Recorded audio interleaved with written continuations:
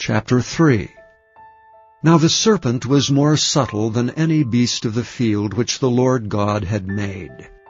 And he said unto the woman, Yea, hath God said, Ye shall not eat of every tree of the garden?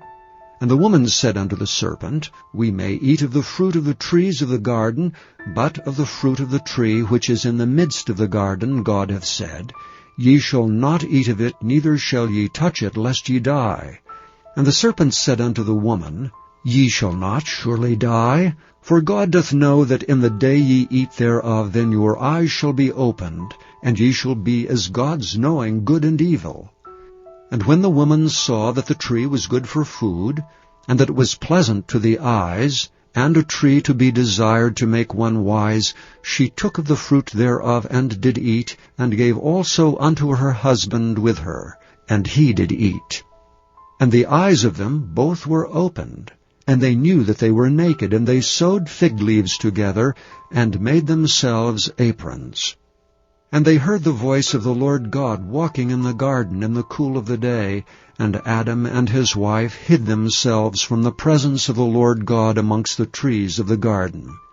And the Lord God called unto Adam, and said unto him, Where art thou? And he said, I heard thy voice in the garden, and I was afraid, because I was naked, and I hid myself. And he said, Who told thee that thou wast naked? Hast thou eaten of the tree whereof I commanded thee that thou shouldst not eat?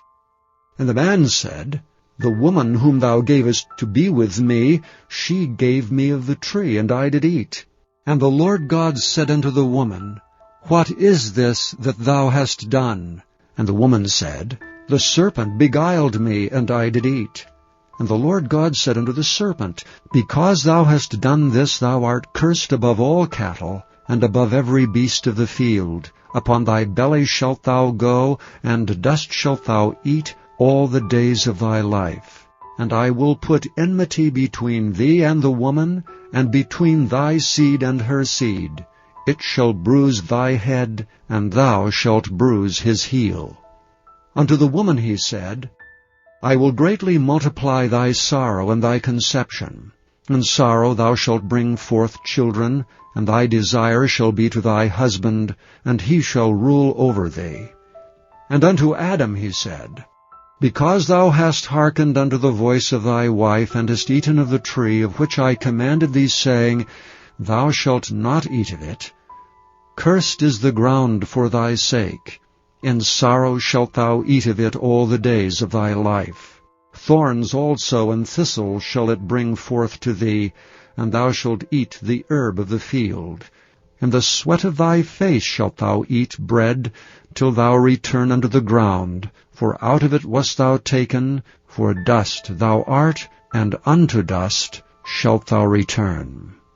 And Adam called his wife's name Eve, because she was the mother of all living.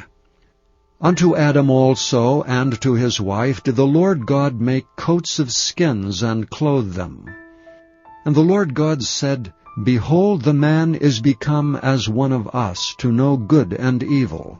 And now, lest he put forth his hand, and take also of the tree of life, and eat and live forever, therefore the Lord God sent him forth from the Garden of Eden, to till the ground from whence he was taken. So he drove out the man, and he placed at the east of the Garden of Eden cherubims with a flaming sword, which turned every way to keep the way of the tree of life.